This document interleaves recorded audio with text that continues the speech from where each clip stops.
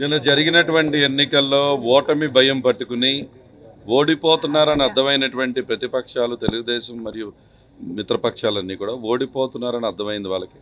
అర్థమైన వెంటనే ఈ రాష్ట్రం మొత్తము కూడా ముఖ్యంగా దెందులూరు నియోజకవర్గంలో ఓటమి భయం పట్టుకుని చింతమనేని ప్రభాకర్ యొక్క కనుసన్నల్లో ప్రతి గ్రామంలోనూ దాడులు.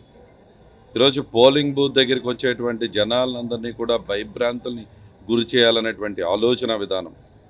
ఎప్పుడైతే ఒక రౌడీ షీటర్కి బీఫామ్ ఇచ్చి చంద్రబాబు పంపించాడో ఆ రోజు నుంచి ప్రశాంతంగా ఉన్నటువంటి దెందులూరు నియోజకవర్గం ఆ రోజే నేను చెప్పాను, నిద్రలేపావు నువ్వు ఒక రౌడీ షీటర్ చేతిలో ఈరోజు బీఫామ్ పెట్టి అని. నిన్న అదే జరిగింది.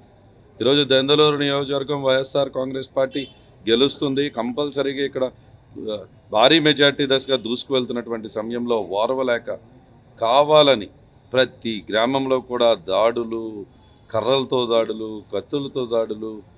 ఈరోజు మనం హాస్పిటల్కి వస్తే చలపాటి రవి మా తమ్ముడు, మా సంజీవన్న, ఆ కొప్పలూరుగూడెం సర్పంచ్, మా కుటుంబానికి ఎంతో ఆప్తుడు, ఆ గ్రామ సర్పంచ్ కొడుకై ఉంటే కేవలం ఆ బూత్ లోపల ఏజెంట్లు మాత్రమే ఉండాలి అని చెప్పి మా తమ్ముడు చెప్తే, ఏజెంట్లు మాత్రమే ఉండాలి మిగతా వాళ్ళని బయటికి వెళ్ళమని చెప్తే అక్కడే మెడికల్స్ డిపార్ట్మెంట్ ఎమర్జెన్సీ పర్పస్ అక్కడ పెట్టినటువంటి సిజర్స్ దాన్ని తీసుకుని ఈరోజు పొడి చేయటం జరిగింది.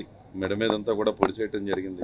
చాలా దారుణమైన పరిస్థితి. అంటే ఈరోజు ఓటమిని తట్టుకోలేనటువంటి వ్యక్తి ఈరోజు ఇటువంటి ప్రజాస్వామ్యాన్ని పూర్తిగా కూనీ చేస్తూ రౌడీయిజంతో గెలవాలనేటువంటి భయభ్రాంతులను గురి చేయాలనేటువంటి ఆలోచనతో నిన్న మొత్తం దెందులూరు నియోజకవర్గం ఏకపక్షంగా వైఎస్ఆర్ కాంగ్రెస్ పార్టీకి మద్దతు తెలపడం జరిగింది. ఏకపక్షంగా ప్రతి గ్రామము ఈ దెందులూరు నియోజకవర్గంలో వైఎస్ఆర్ కాంగ్రెస్ పార్టీతోనే పయనం చేస్తున్నటువంటి పరిస్థితి. దాన్ని ఓరవలేక జీర్ణించుకోలేక ప్రతి గ్రామంలోనూ గొడవలకు లేపుతున్నారు.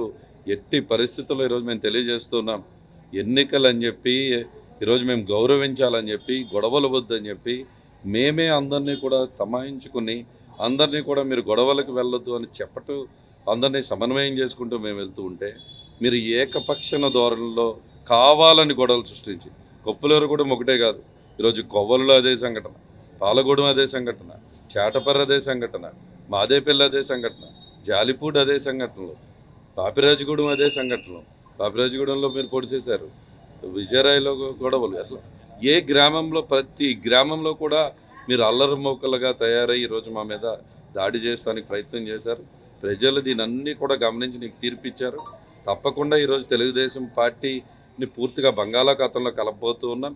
మొన్న 23 సీట్లు అన్న వచ్చాయి, నీకు ఈసారి ఆ సీట్లు కూడా రాని పరిస్థితి రాబోతుంది. దెందులూరులో భారీ మెజార్టీతో వైఎస్ఆర్ కాంగ్రెస్ పార్టీ జెండా ఎగరేయబోతున్నాం. తప్పకుండా ఎవరైతే ఇటువంటి దుర్మార్గాలకు పాల్పడ్డారో, ఎవరైతే ఇంత నీచ సంస్కృతిని ఈరోజు దెందులూరు నియోజకవర్గంలో ఈరోజు తీసుకువచ్చారో ఎవరిని వదిలిపెట్టే పరిస్థితి లేదు.